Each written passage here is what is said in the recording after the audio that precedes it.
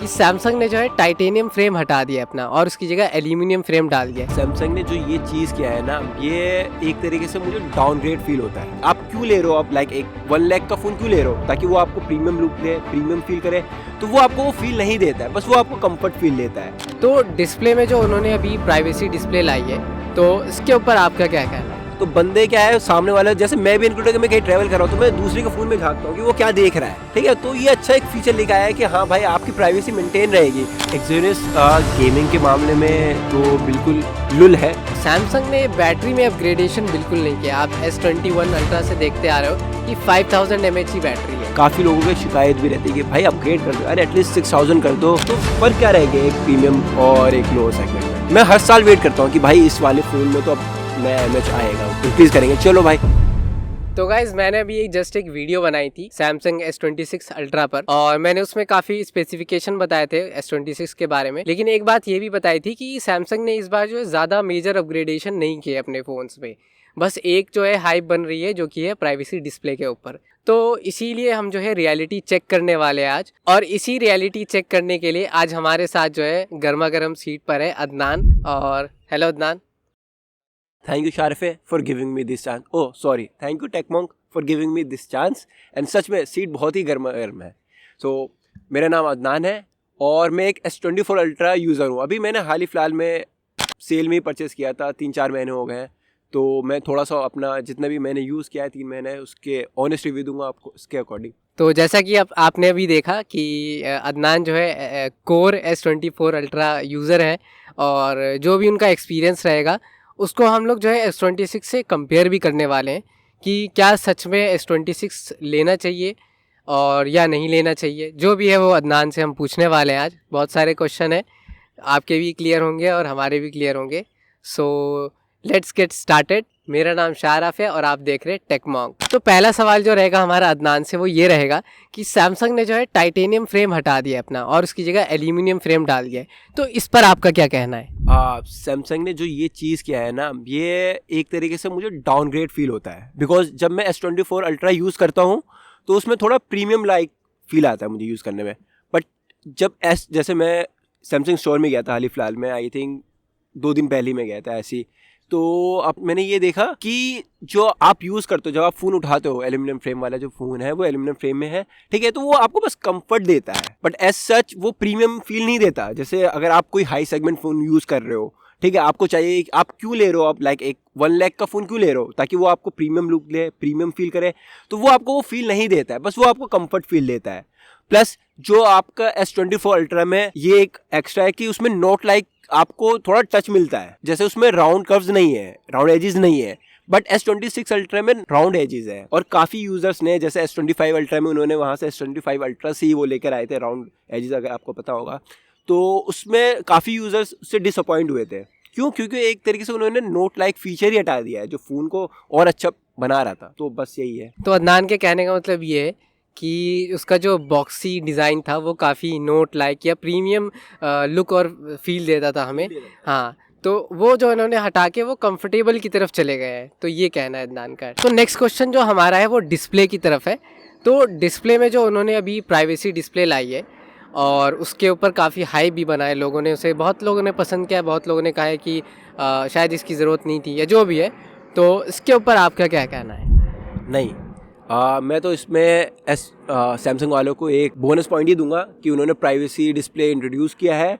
And जिस हिसाब से वो लेकर आए हैं इसको, ये तो बहुत ही बेनिफिट है हम लोगों यूज़र्स के लिए। क्योंकि आप देखते हो, जब आप कहीं पर भी लाइक बस में ट्रैवल कर रहे हो या कहीं भी ट्रैवल कर रहे हो, तो बंदे क्या है, सामने वाला, जैसे मैं भी इंक्लूड, मैं कहीं ट्रैवल कर रहा हूँ तो मैं दूसरे के फ़ोन में झांकता हूँ कि वो क्या देख रहा है, ठीक है। तो इससे क्या हो सकता है, इससे आप कभी OTP शेयर होता है, कभी आप कोई किसी से बात कर रहे हो, ठीक है, तो सामने वाला बंदा भी आपके वो चैट में वो हो जाता है कि इतना कि आप अपनी बंदी से बात कर रहे हो तो सामने वाला भी बंदा वो देख रहा है, ठीक है। तो ये अच्छा एक फीचर लेकर आया है कि हाँ भाई, आपकी प्राइवेसी मेंटेन रहेगी। वो ये इस तरीके से काम कर, और इंक्लूडिंग उनका एक और फीचर है कि आप एक पार्टिकुलर ऐप को भी वो कर सकते हो कि जैसे मान लो कि अगर आपको OTP चाहिए ओनली मैसेज में, तो वो OTP के पॉपअप पे ही वो ब्लैकआउट होगा।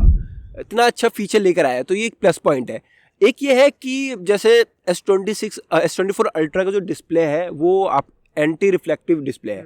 तो इससे ये है कि आपको जैसे जब लाइट होती है तो उसमें ज़्यादा आपको डिस्प्ले ब्राइट दिखता है एज़ कम्पेयर टू S26। ये उसमें कम है थोड़ा सा, S25 और S26 अल्ट्रा में ये थोड़ा कम है as compare to S24 ultra. जब आप कोई भी टेम्पर्ड लगाते हो ना तो एक चीज़ होता है कि वो आपकी जो डिस्प्ले क्वालिटी है ना उसको कम कर देता है। आप चाहे कोई से भी टेम्पर्ड लगाओगे वो आपकी डिस्प्ले क्वालिटी कम ही कर देगा। एंड प्राइवेसी लगाते हो तो उसमें वो जो आपका टच रिस्पॉन्स है एंड वो उसको भी थोड़ा सा डाउनग्रेड कर देता है। तो ये बहुत प्लस अपग्रेड है। तो अदनान के कहने का मतलब ये कि ये इस चीज़ ने, इस डिस्प्ले ने काफ़ी सारे लोगों की जो है प्रॉब्लम भी सॉल्व की है, जैसे कि वो प्राइवेट चैट कर रहे हैं किसी से या OTP है, इस टाइप के जो मैसेजेस होते हैं डिस्प्ले, तो वो उसको हाइड कर देता है। और इसमें एक और ख़ास बात ये है, जो प्राइवेसी टेम्पर्ड आते हैं अगर आप उसको लगाते हो तो वो सिर्फ साइड से जो है ब्लैकआउट होते हैं, ऊपर नीचे से नहीं होते। प्राइवेसी टेम्पर्ड का जो भी उसमें इशू आते थे वो भी सॉल्व कर दिया है, क्योंकि अब खुद डिस्प्ले के अंदर ही आने लगा है। और एक और दिक्कत उसमें होती थी, जब अगर आप प्राइवेसी टेम्पर्ड लगाते थे तो उसमें ब्राइटनेस काफ़ी कम हो जाती थी।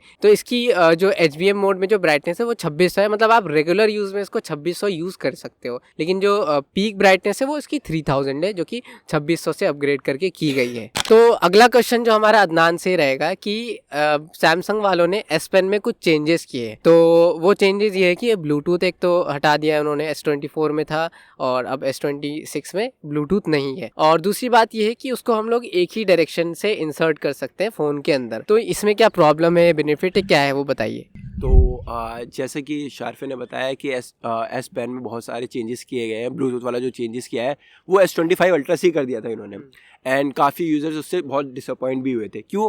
क्योंकि ब्लूटूथ आपको एक फ्री कंट्रोल देता था, रिमोट कंट्रोल दे देता था। तो एक तरीके से वो रिमोट कंट्रोल था कि आप कहीं पे भी बैठे हुए हो, आप पेन से कैमरा फोटो ले सकते हो। तो ये बहुत ही डाउनग्रेड किया उन्होंने, ठीक है। प्लस आप जेस्चर भी था, S Pen जेस्चर्स भी थे, जो कि हटा दिए। फिर उससे ब्लूटूथ नहीं है तो आपको S Pen जेस्चर भी नहीं मिलेगा फिर। तो बहुत लोगों ने कंप्लेन भी किया है। तो ये एक तरीके से डाउनग्रेड ही है। एंड मुझे नहीं पता क्या R&D टीम ने क्या सोचा, मेरे ख्याल से वो लेके आ सकते थे वापस S26 अल्ट्रा में उसको, क्योंकि S25 अल्ट्रा से उन्होंने हटा दिया था। S26 अल्ट्रा में वो लेके आ सकते थे बट नहीं ले आए अनफॉर्चुनेटली, एंड यूजर्स इससे बहुत डिसअपॉइंट भी है। तो S Pen में जो ब्लूटूथ था वो आपको फ्री हैंड देता था, आप कहीं पर भी हो, आपको बार बार जाके कैमरा को ऑन ऑफ करने की ज़रूरत नहीं है, वहीं से आप ब्लूटूथ के थ्रू उसको ऑन ऑफ कर सकते थे। तो ये काफ़ी डिसएडवांटेज लगता है, यूज़र की बहुत शिकायत भी थी। तो अगला क्वेश्चन जो है वो है हमारा बेस वेरिएंट पे। जो प्रीवियस S25 था, जो बेस वेरिएंट था, उसके अंदर जो है स्नैपड्रैगन प्रोसेसर आता था, जो कि आप जानते ही हो गेमिंग के लिए बिल्कुल बेस्ट प्रोसेसर माना जाता है उसको। लेकिन इस बार इन्होंने Exynos 2600 डाल दिया है, और जो कि काफ़ी डिसअपॉइंटिंग लगता है, क्योंकि स्नैपड्रैगन से वो कम्पीट नहीं कर सकता। तो उसकी वजह से जो है गेमिंग में भी काफ़ी इफेक्ट देखने को मिलेगा हमें। तो हम ये अदनान से पूछते हैं कि उनका क्या कहना है। तो Exynos गेमिंग के मामले में तो बिल्कुल लुल है, ठीक है। क्यों? क्योंकि वो हीट हो जाता है। आप जब गेमिंग करते हो, आप लाइक 2 to 3 आवर्स भी कर रहे हो गेमिंग, तो Exynos ये है कि प्रोसेसर वो हीट हो जाएगा। आप नॉर्मल गेम भी खेलो, कोई सा भी गेम खेलो, आप BGMI, ज़्यादातर लोग जो होते हैं वो BGMI ही खेलते हैं, ठीक है। आप BGMI खेल लो, आपको वो अच्छा FPS दे देगा, इनफैक्ट FPS अच्छा देगा, बट ये है कि हीट जल्दी हो जाएगा वो। तो it's not a good processor for gaming, I guess. और इसी के साथ साथ जो है Exynos जो ये लाए 2600 Exynos, वो ये भी क्लेम कर रहे हैं कि वो फर्स्ट 2 नैनोमीटर चिपसेट ला रहे हैं। तो इससे हो सकता है कि थर्मल जो है हमें इम्प्रूव देखने को मिले। बाकी देखते हैं फ़ोन का जब हम रिव्यू करेंगे कभी बाद में, तो उसमें देखते हैं। तो नेक्स्ट क्वेश्चन जो हमारा अदनान से रहेगा वो बैटरी के ऊपर है, कि सैमसंग ने बैटरी में अपग्रेडेशन बिल्कुल नहीं किया। आप S21 अल्ट्रा से देखते आ रहे हो कि 5000 mAh की बैटरी है। तो इसमें आपका क्या कहना है कि फ़ोन जो है कितना टाइम आप चला सकते हो? जैसे आपके पास अभी S24 अल्ट्रा है, तो आप कितने बार चार्ज करना पड़ता है? दिन में एक बार चार्ज करने से चल जाता है या 2 बार करना पड़ता है? S24 अल्ट्रा को तो मैं बस एक बार ही चार्ज करता हूँ दिन में, एंड वो चल जाता है। अगर मैं उसमें गेमिंग करता हूँ तो फिर मुझे 2 बार करने की ज़रूरत है, बट मैं अभी जैसे नॉर्मल यूज़ ही कर रहा हूँ, मैं व्हाट्सअप, इंस्टाग्राम यही यूज़ कर रहा हूँ, कभी यूट्यूब देख लेता हूँ, ठीक है। तो एक दिन मेरा चल जाता है आराम से। हाँ, ये है कि काफ़ी यूज़र्स सोचते हैं कि यार सैमसंग अपग्रेड क्यों नहीं करता। क्यों? क्योंकि वो अभी से नहीं, S21 अल्ट्रा से लेकर अभी तक उन्होंने कुछ अपग्रेडेशन नहीं किए।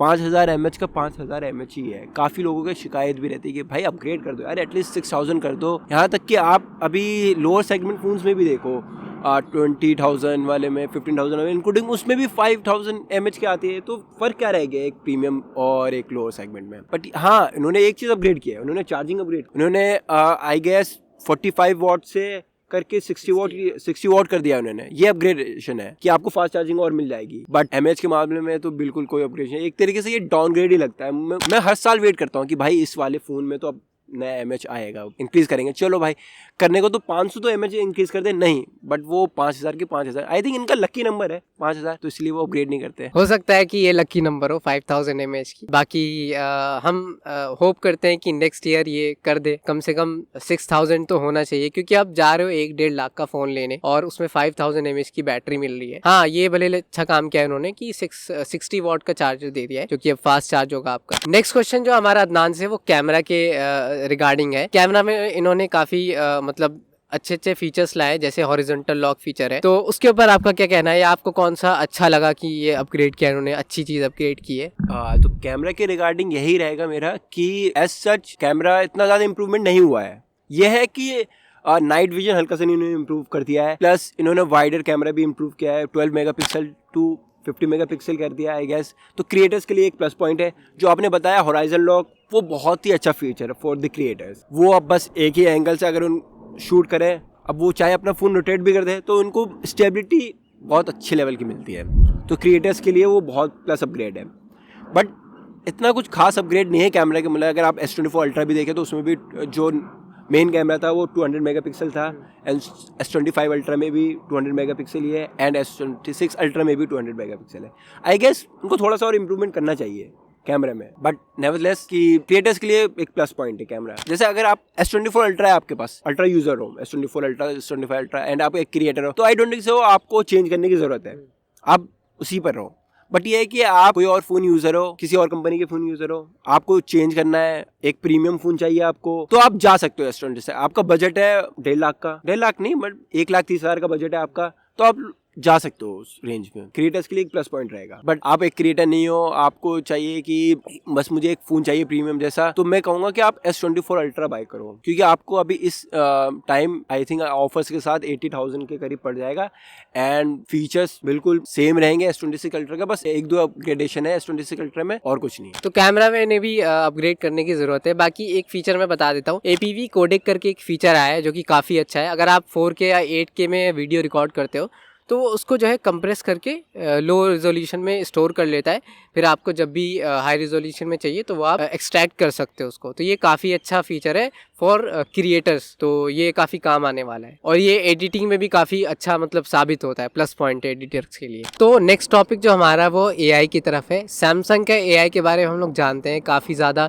फेमस है और काफ़ी सही काम करता है, और S26 अल्ट्रा में भी जो है काफ़ी अच्छे AI फीचर्स आए हैं, तो उसके बारे में हम थोड़ा सा मतदान से जान लेते हैं। तो AI के फीचर्स में ये है कि S26 अल्ट्रा में आई गेस उन्होंने नाउ नज इंक्लूड किया है, प्लस आपको Bixby प्लस Gemini का भी कॉम्बिनेशन मिल जाता है S26 अल्ट्रा में, जो कि आपको S24 अल्ट्रा में ये पॉसिबल नहीं है, ना आपको नाउ नज मिलेगा। प्लस S24 अल्ट्रा में AI इतना पर्सनलाइज नहीं है जितना S26 अल्ट्रा में है, S25 अल्ट्रा में है।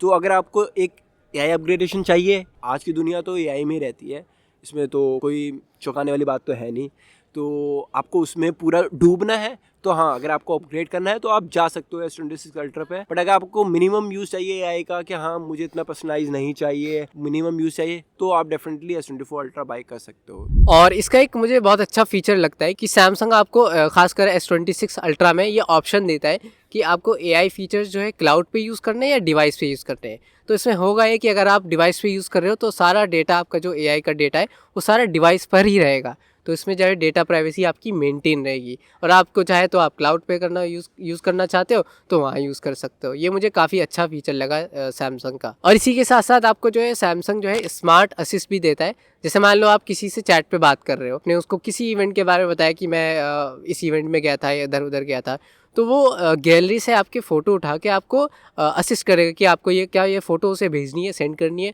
अगर आपको सेंड करनी है तो आप सेंड कर सकते हो। मतलब काफ़ी पर्सनलाइज्ड जो है वर्क करता है।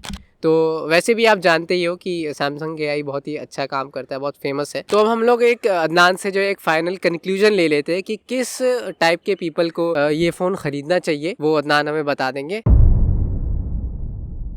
बस एक ही टाइप मेरे दिमाग में आ रहा है, वो है क्रिएटर्स को ये फ़ोन खरीदना चाहिए, क्योंकि क्रिएटर्स के लिए एक परफेक्ट फ़ोन है। एंड अगर वो एंड्रॉयड यूज़र है, काफ़ी क्रिएटर्स प्रेफर करते हैं आईफोन, बट अगर आप एक एंड्रॉयड यूज़र हो, आपको एंड्रॉयड में ही बने रहना है, तो आप जाओ S26 अल्ट्रा बाय करो। क्रिएटर्स के लिए परफेक्ट है। होराइजन लॉक के से और प्लस पॉइंट मिल जाता है उनको, प्लस जो अभी इन्होंने आपने बताया जो कोडेक आया है उससे एडिटिंग में और ज़्यादा बेटर रहता है। तो अगर आपका बजट 1.3 लाख के अप्रोक्स है तो आप डेफिनेटली जाके बाई कर सकते हो S26 अल्ट्रा। तो ये था कंक्लूजन हमारा कि किस टाइप के लोगों को इस फ़ोन को ख़रीदना चाहिए, और अदनान ने काफ़ी क्लैरिफाई कर दिया इस चीज़ को। आज के लिए इतना ही। आई होप आपको काफ़ी सारी चीज़ें जो क्लियर हो गई होंगी, और इसी टाइप के कंटेंट को देखने के लिए जो है टेकमॉन्ग को ज़रूर सब्सक्राइब कर लीजिए। मिलते हैं नेक्स्ट वीडियो में, तब तक के लिए stay curious, stay smart, bye.